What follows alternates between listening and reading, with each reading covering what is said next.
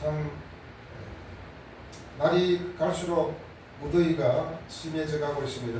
제가 작년 기온을 보니까 작년 기온보다도 몇 도나 더 높더라고요. 작년에는 제일 높은 기온이 7월 23일 날 33도였는데 올해는 그냥 계속 33도가 넘습니다. 서울은 37도까지 나왔죠. 그럼에도 불구하고 우리는 주의 뜻을 믿고 힘을 내고 살아가야 할 줄로 믿습니다. 오늘 말씀은 참으로 우리에게 중요합니다. 기독교 역사상 첫 기적의 사건이 오늘 본문에 있습니다. 오늘 본문에 여러 사람이 나오죠. 예수님의 제자 베드로와 요한, 그리고 나면서부터 걷지 못했던 장애인과 그 친구들, 또 여러 무리들이 오늘 말씀에 나와 있습니다. 베드로와 요한은 항상 대부분 같이 하는 것을 볼 수 있습니다. 예수님이 부활하셨을 때도 요한이 베드로에게 함께 가보자고 그렇게 요청하기도 했고, 그리고 두 사람은 어떤 사람입니까? 업으로서 동업자였습니다. 동업자가 이렇게 오래까지 갈 수 있다는 것은 하나님의 기적이 아니겠습니까? 벌써 갈라졌어야 되는데 이들은 동업자로서 끝까지 주의 사명을 감당한 것을 볼 때에 참으로 가장 모범적인 동업자가 아닌가 그런 생각을 하게 됩니다. 업으로서의 동업자이고 나중에는 사람을 낚는 업으로서 동업의 길을 끝까지 가게 되었다는 것을 알 수 있습니다. 베드로와 요한은 예수님의 가장 가까운 제자 중에 두 명이었습니다. 성경의 여러 군데를 찾아보면 베드로가 요한보다 나이가 많은 것이 분명한 것 같습니다. 베드로는 장모가 있다 그랬습니다. 그래서 베드로는 결혼을 했었고 요한은 미혼이라는 것입니다. 서로 나이 차이는 있지만 두 사람은 굉장히 다른 제자들보다 더 친밀한 그런 관계였습니다. 사실 요한복음을 쓰고 사랑의 사도라고 그렇게 부르고 있는데, 그런데 사실은 요한은 굉장히 성격이 급하고 한마디로 성질이 더러운 사람이었습니다. 그런데 예수를 진정으로 만난 후에 온유한 사람이 된 거예요. 베드로는 비록 성질은 급하고 조금 급한 면이 있지만은 그는 아주 겁쟁이였죠. 그런데 성령을 받고 나서는 그는 담대한 사람이 되었습니다. 용기 있게 예수님을 증거하게 되었습니다. 오늘도 먼저 베드로가 나서서 예수의 이름으로 기적을 일으킨 것을 볼 수 있습니다. 베드로와 요한을 볼 때 우리가 신앙적으로 서로에게 영향을 미칠 수 있는 친구가 있다는 것이 얼마나 큰 복이 아닌지 모릅니다. 여러분, 특별히 청년들에게도 중요합니다. 앞으로 여러분의 인생에 있어서 무엇보다도 중요한 사람이 누구냐? 바로 친구입니다. 어떤 친구를 만나느냐? 우리는 예수 믿는 청년들이기 때문에 무엇보다도 서로 신앙적으로 영향력을 미칠 수 있는 그런 친구가 가장 여러분에게는 좋은 친구라는 것을 기억하시기를 바랍니다. 베드로와 요한 이 두 사람은 하루는 구시 기도 시간에 예루살렘 성전에 기도하러 올라가게 되었습니다.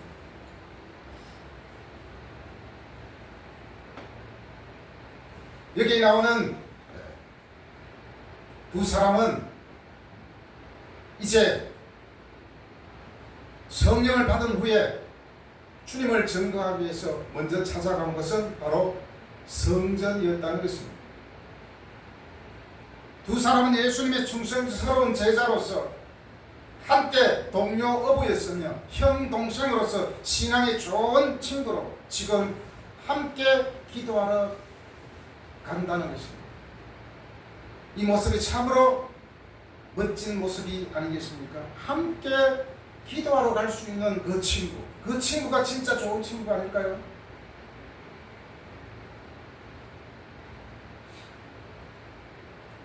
여러분, 이렇게 함께 기도할 수 있는 신앙의 친구가 있는 여러분이 되기를 바랍니다. 이런 친구에게, 이런 신앙의 친구가 있다는 것은 앞으로 살아가면서 자신에게 가장 좋은 영향을 끼치는 친구가 되지 않겠습니까? 어쩌면 내가 어려움을 당했을 때 가장 먼저 달려올 수 있는 사람이 신앙의 친구가 아닌가 싶습니다. 게임하는 친구, 밥 먹는 친구도 좋지만 함께 기도할 수 있는 친구, 신앙적으로 도움이 되는 그런 친구를 여러분 인생에 꼭 만들어 놓으시기를 바랍니다. 지금 베드로와 요한은 예수님이 약속하신 성령을 받은 후에 그들은 본격적으로 예수님의 이름을 증거하기 위해서 이제 제일 먼저 기도하러 성전에 올라갔다는 것입니다. 기도하라고 하는 시간은 몇 시입니까? 9시라고 되어 있죠. 1절에 제9시는 오후 3시를 말합니다. 유대인들은 전통적으로 하루에 3번 기도를 하게 됩니다.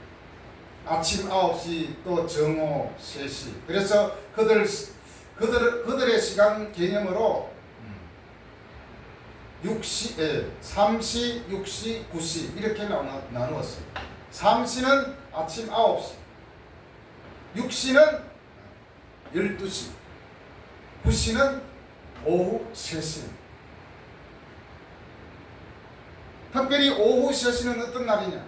바로 예수님이 십자가에 죽으실 때 다 이루었다라고 숨을 거둘 때 바로 그 시간이었습니다.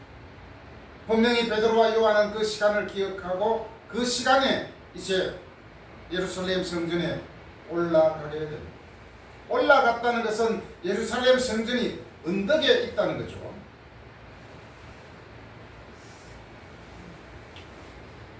바로 이렇게 베드로와 요한은 성전에 기도하러 가고 있는데 성전 어떤 문 앞에서 한 사람을 만나게 됩니다. 2절에 보면 그 사람은 나면서 못 걷게 된 사람으로 소개하고 있습니다. 그 사람이 바로 성전으로 들어가는 문, 미문 앞에 있다는 것입니다.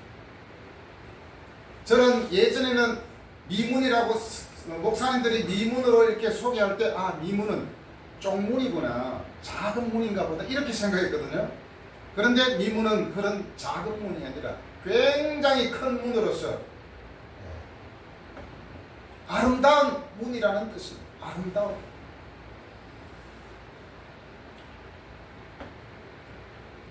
이절에 소개한 대로 나면서 못 걷게 된 사람, 당연히 나면서부터 못 걷게 된 장애인이라면 아직 한 번도 걸어보지 못했다는 사람, 자신의 한계를 뼈저리게 느끼는 사람들이죠. 성인이 되었지만 남의 도움 없이는 도저히 살아갈 수 없는 그런 사람이었습니다. 지금 성전 미문 앞에 스스로 온 것이 아니라 친구들이 데려다 놓았다고 하고 있습니다. 업은 것도 아니고 그냥 들고 갖다 놓은 것 같아요. 왜냐? 언덕에 있기 때문에 기어서도 못 가는, 성전이 언덕에 있기 때문에 기어서도 못 가는 그런 곳이죠. 그래서 친구들이 협력해서 미문 앞에 장애인 친구를 데려다 놓았습니다. 어떤 면에서는 이 친구들도 참 좋은 친구 같아요. 자기 친구가 몸이 불편하여 성전에 못 올라가자 친구들이 협력해서 몸이 불편한 친구를 데려 놓아 주었다는 거죠.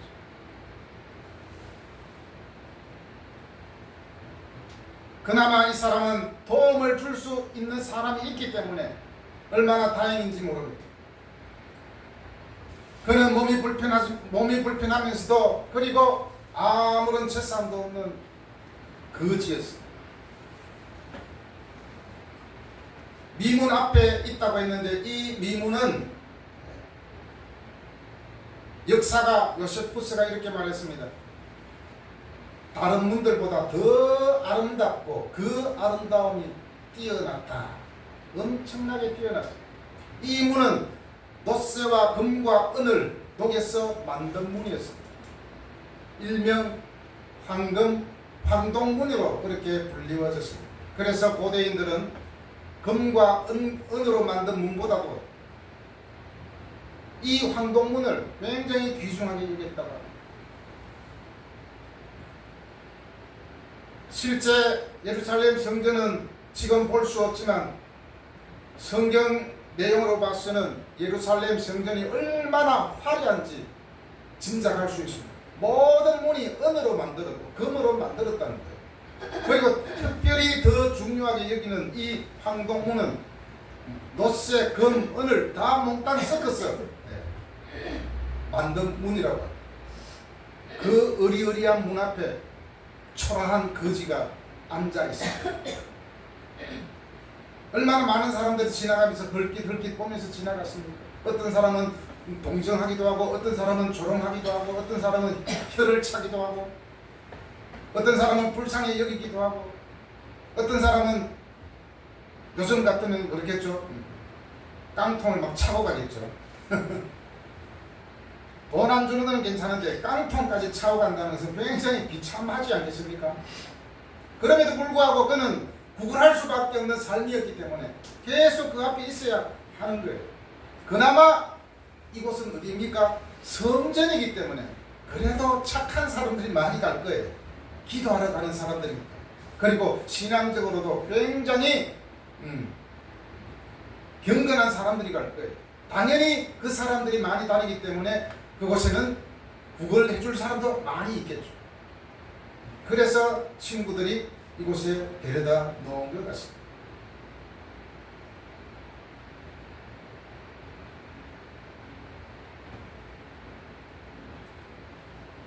이 성전 문 앞에서 거지가 있었다는 것은 가장 구걸하기 좋은 장소로 여겼기 때문입니다. 그리고 유대인들에게 있어서 가난한 사람들을 돕는 것은 선택적 선행이 아니라 의무이며 가장 정의로운 행동으로 생각했습니다. 그래서 많은 사람들이 아마 도움을 주었을 것 같아요. 성경에는 거지 한 사람만 나오지만 아마 거지들이 엄청 많이 와 있었던 것 같습니다. 지금 같으면 그래도 복지가 잘 되어 있어가지고 거지가 많이 없죠. 선택적으로 자기가 원해서 노숙하는 사람들이 있지만은 진짜 구걸이 필요한 사람은 많이 없는 것 같습니다. 그만큼 잘 살게 된 거죠.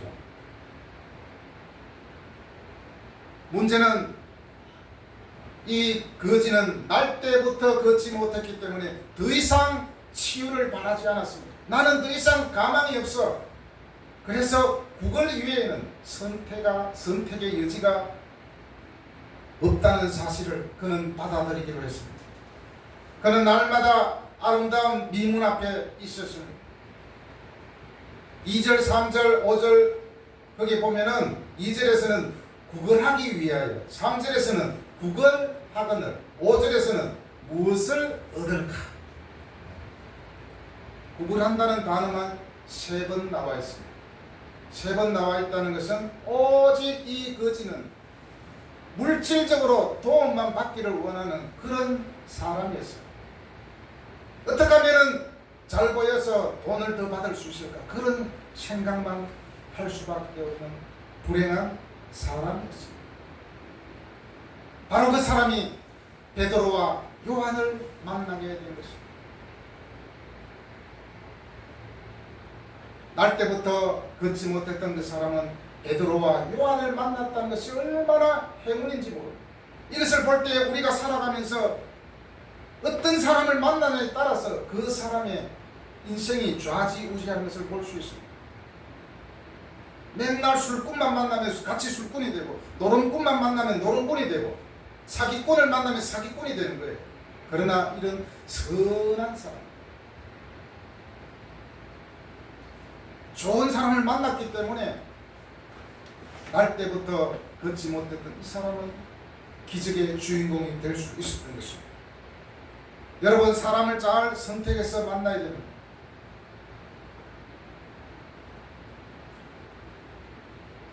거지는 오직 물질에만 관심이 있었습니다. 그러나 영적인 구원과 영생을 구하지 않고 오직 동양만 했습니다. 물론 어쩔 수 없는 선택이지만 그의 영적인 구원에는 무관심이었습니다. 한마디로 영적인 것에는 관심이 없다는 거예요. 오직 관심은 물질을 구하는 거예요. 이게 문제예요. 우리는 멀쩡한 육신을 갖고 있으면서도 물질만 추구하는 사람들이 얼마나 많이 있는지 모릅니다. 어떻게 하면 돈을 많이 벌까? 그것만 생각하는 거죠. 그 어떻게 하면 어떻게 됩니까? 선한 방법으로 돈을 버는 게 아니라는 것이 문제입니다. 요즘 사람들 중에도 오직 물질적인 것에만 혈안이 된 사람이 많습니다. 돈 많이 버는 데만 몰입이 되었다는 것입니다. 물론 정당하게 열심히 일해서 돈을 번다면 아무런 문제가 없습니다. 그런데 온갖 불법을 동원해서 갑질을 일삼으면서 돈 버는 사람이 많은 게 문제입니다. 거기다가 부동산 투기에다 문서를 조작한다든지 세금을 떼먹는다든지 그리고 위장 취업을 한다든지 이렇게 해서 부자가 되는 사람이 많이 있다는 것입니다. 뉴스를 틀면은 그런 일들이 많잖아요.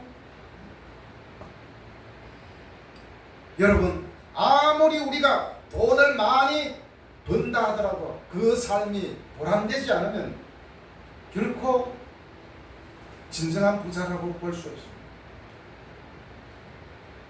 그것은 성공한 인생이 아니라고 생각합니다. 여러분, 영적인 일에도 우리는 관심을 가지고 예수 믿는 사람으로서 정말 가치 있는 삶이 무엇인가, 그것을 우리는 추구해야 될 줄로 믿습니다. 바로 이런 여러분이 되기를 바랍니다. 베드로는 지금 성령을 받고 성령 충만한 삶을 살아가고 있는데 그때 예수님을 증거하기 위해서 성전에 기도하러 가고 있잖아요. 그때 마침 그의 신앙을 시험하는 한 사람이 나타났죠. 4절에 보세요. 4절에 보니까 베드로가 요한과 더불어 주목하여 그랬습니다. 주목하여. 누굴 주목했습니까? 거지를 주목하고 있습니다. 주목한다는 것은 주의 깊게 살핀다는 것을 말합니다. 우리가 만약에 지나가는 사람을 주의 깊게 살핀다는 것은 관심이 있다는 것이 아니겠습니까? 지금 날 때부터 걷지 못한 저 장애인을 베드로와 요한은 유심히 살펴보고 있습니다. 여기는 어떤 조롱이나 이런 마음이 없었을 것입니다. 첫 번째는 불쌍히 여기는 마음, 그리고 저 사람이 정말 필요한 것이 무엇일까 도와주고 싶은 마음이 꿀떡 같았을 때, 이것이 그리스도의 마음이 아닐까요? 여기서 주목한다는 것은 마음과 정신을 모두 사로잡는 의도적이고 흔들림 없는 시선을 말하는 것입니다. 확고한 시선이라는 뜻이죠. 이 확고한 시선 뒤에는 뭐가 있습니까? 결단력 있는 행동이 나타나게 된다는 것입니다. 여러분, 우리가 어떤 시선으로 살아가느냐가 참으로 중요한 것 같습니다. 이 단어가 쓰인 곳이 있습니다. 마태복음 24장 4절에 보면 예수님께서 이렇게 말씀합니다. 아무도 너희를 미혹하지 못하게 주의하라. 주의하는 것이 주목하는 것입니다. 한마디로 주의해서 보는 거죠. 우리는 어떤 상황이 벌어졌을 때, 어떤 상태가 생겼을 때, 발생했을 때 그 상황을 주의 깊게 살펴봐야 돼요. 내가 실패한 이유가 무엇일까? 주의 깊게 살펴봐야 돼요. 내가 지금 가고 있는 길이 잘된 길인지 주의 깊게 살펴봐야 돼요. 마태복음 24장 4절에서 아무도 너희를 미혹하지 못하게 주의하라. 다시 말하면 어떤 사람이 너를 유혹하여서 잘못된 길로 가지 않게 그 사람의 유혹을 주의 깊게 살펴보라는 것입니다. 너희가 사람의 미혹을 받지 않도록 주의하라. 여기서 사람은 세속적인 사람을 말합니다. 예수 믿지 않은 사람, 나아가서 사단의 졸개를 말하는 것입니다. 사단은 우리를 넘어뜨리려고 호시탐탐 노리고 있잖아요. 그런데 우리는 그 미혹을 주의 깊게 여기지 않고 가볍게 여기다가 넘어가는 경우가 얼마나 많이 있습니다. 나중에 봤더니 이게 잘못된 거예요. 그때는 늦었다는 거죠. 우리가 바라보는 것이 무엇인지, 그것이 나를 실패로 이끄는 시선은 아닌지, 나를 타락으로 이끄는 시선은 아닌지 주의하라는 것입니다. 그것이 바로 주목하는 것입니다. 여러분은 무엇을, 그리고 누구를 바라보고 살아가고 있습니까? 다른 말로 하면 무엇이 내 시선을 사로잡고 있습니까? 요즘의 모든 방송 매체는 우리 사람들의 시선을 잡기 위해서 온갖 노력을 다하고 있습니다. 어떻게 하면 이 상품을 팔아먹을까? 그래서 우리 사람들을 계속해서 미혹하는 거예요. 유혹하는 거예요.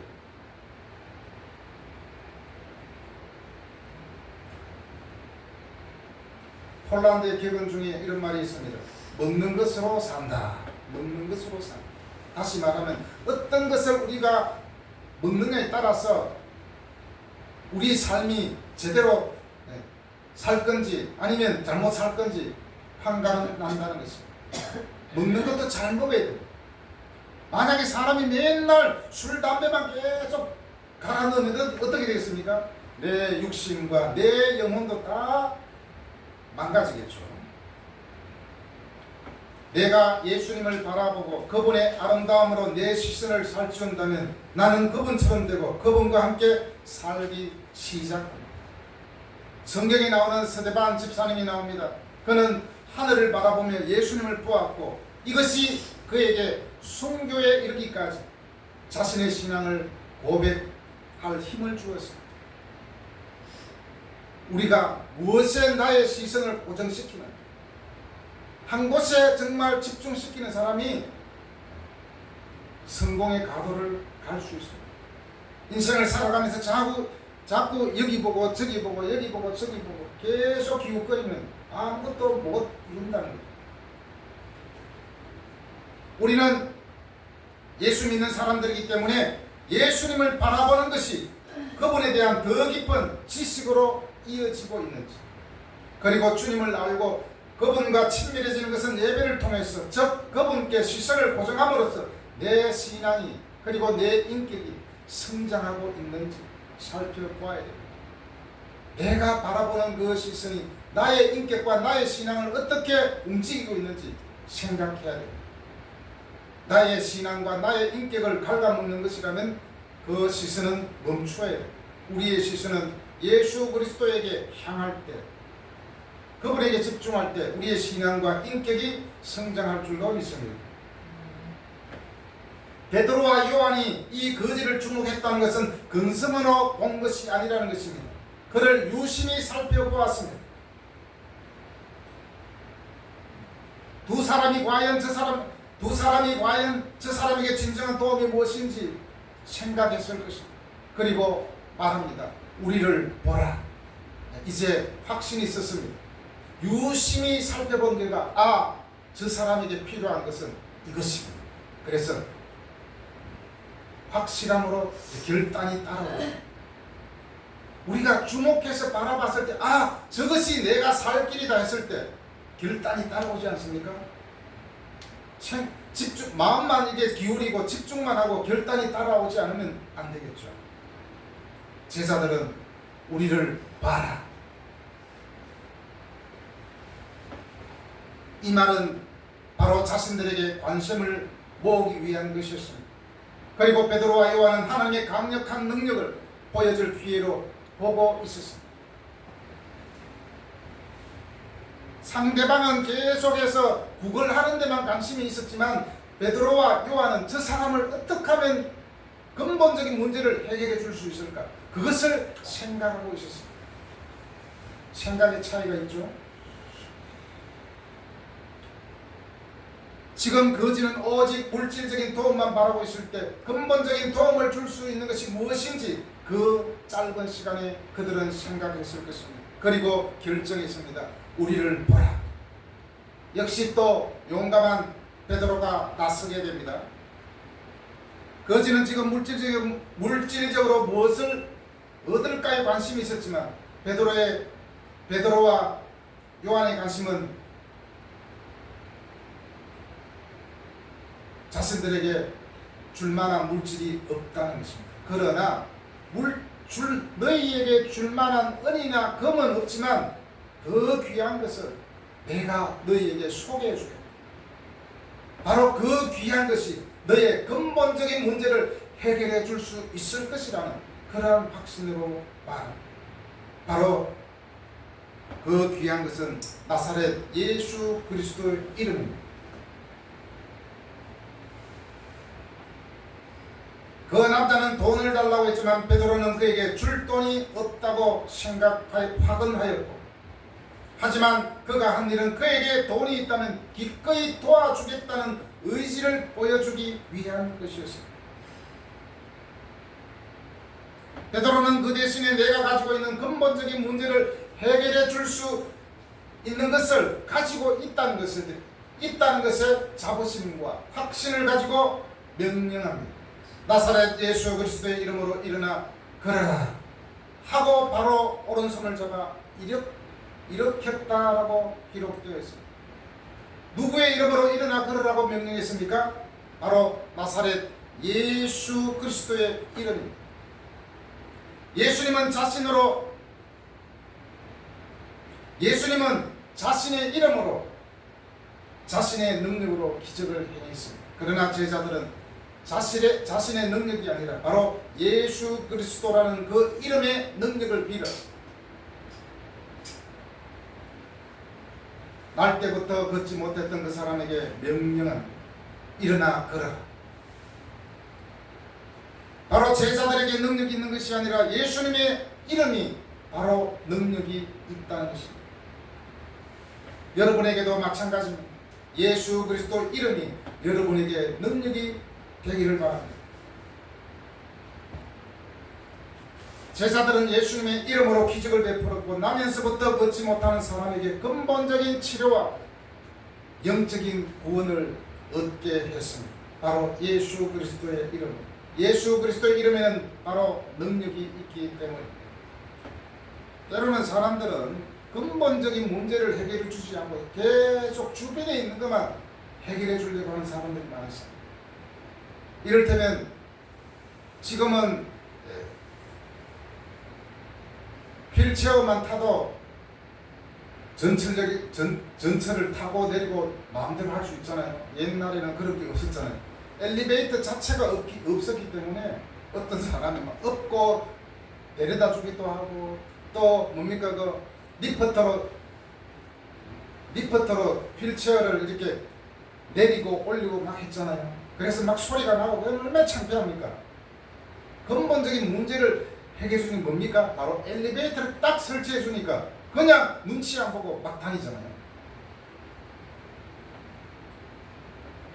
사람들은 항상 근본적인 문제를 해결해 주지 않고 자꾸만 주변 것만 생각하는 경우가 많습니다. 아, 저 사람에게 돈만 많이 주면 되겠지. 그러나 중요한 것은 그를 사랑하는 마음이고 인식의 변화, 근본적인 문제를 해결해 줄 수 있는 바로 근본적인 문제를 해결해 줄 수 있는 것은 바로 예수 그리스도의 이름이었습니다. 베드로는 그에게 예수라는 이름의 권세와 능력으로 문제 해결을 주었습니다. 그리고 예수님의 모든 존재가 그 당시 베드로를 통해 역사하고 있었습니다.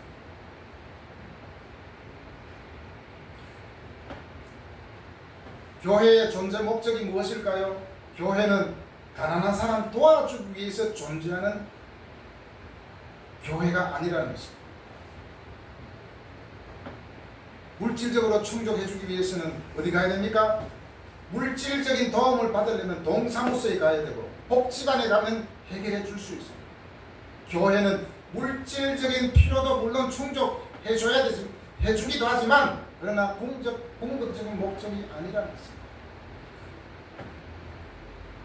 물론 돈을 주는 것이 잘못되었다는 뜻은 아닙니다. 전혀 잘못된 것이 아닙니다.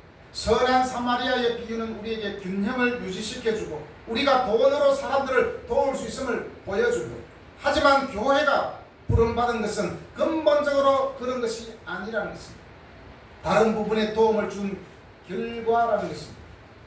교회의 기본적인 사명은 하나님의 생명을 드러내고 하나님의 능력을 선포하고 오직 하나님만이 하실 수 있는 일을 예수님의 이름으로 사람들에게 제공하는 것입니다.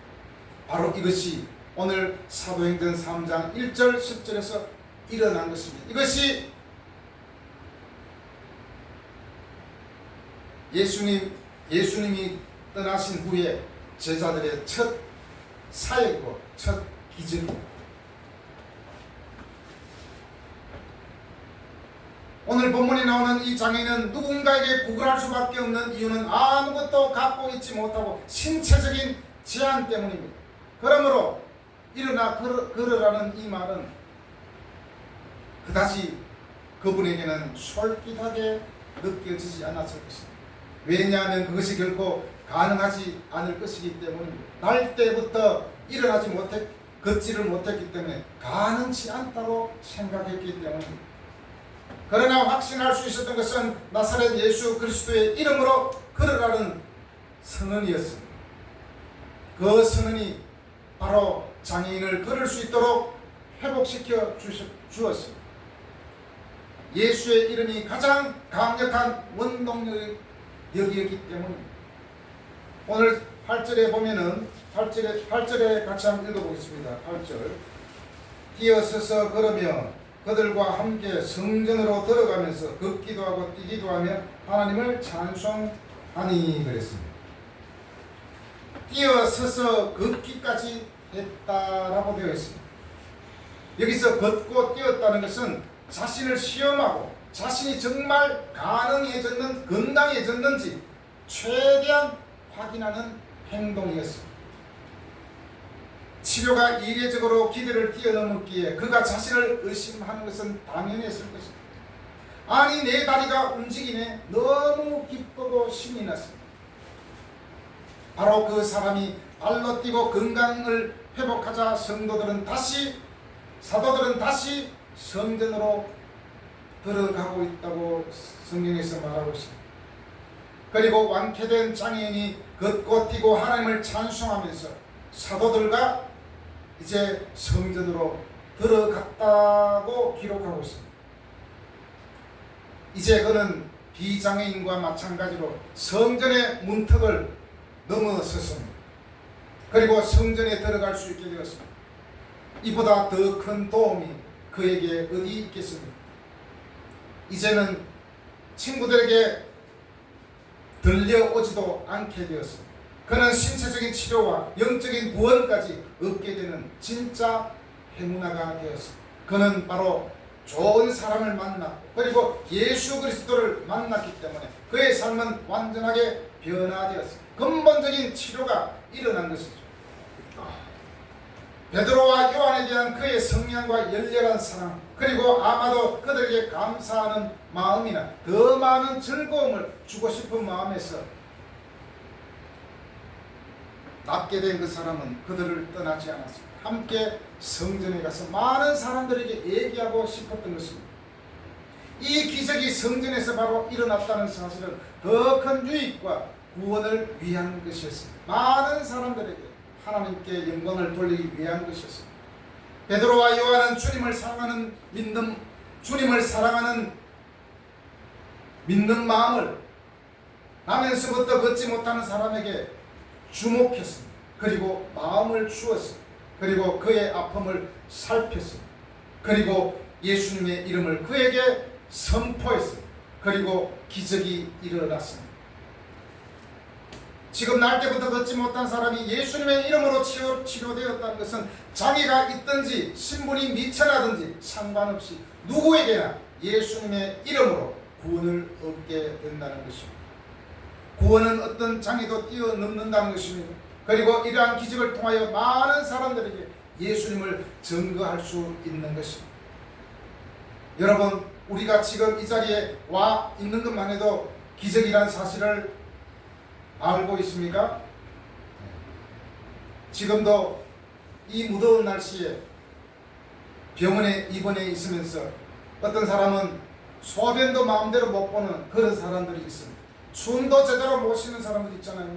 우리가 숨을 쉬고 우리 스스로 자력으로 교회에 왔다는 것만 해도 기적이라는 사실을 믿으시기를 바랍니다. 이제 9절에서 모든 백성이 그 걷는 것과 하나님을 찬송한 것을 보았다고 되어 있습니다.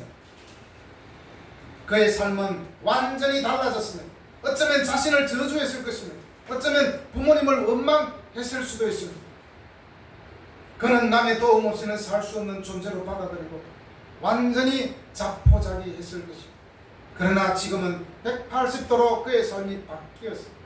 바로 저주에 입술에서, 원망에 입술에서 하나님을 찬송하고 있다는 것입니다.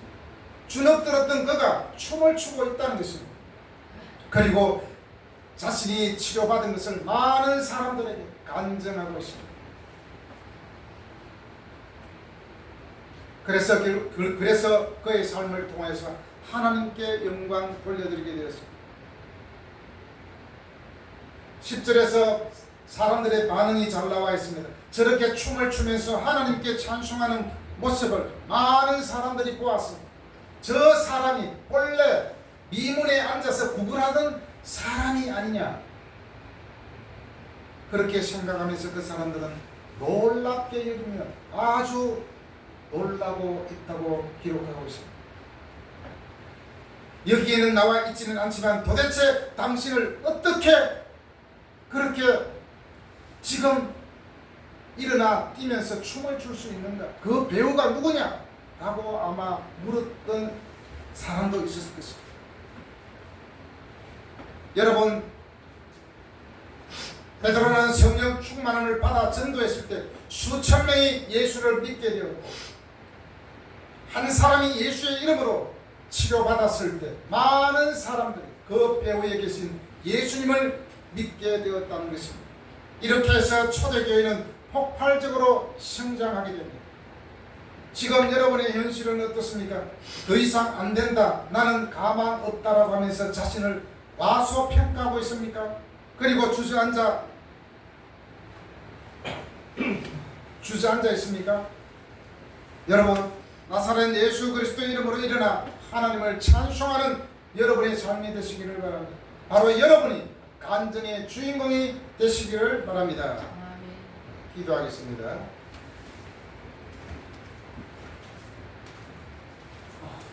하나님 아버지, 감사합니다.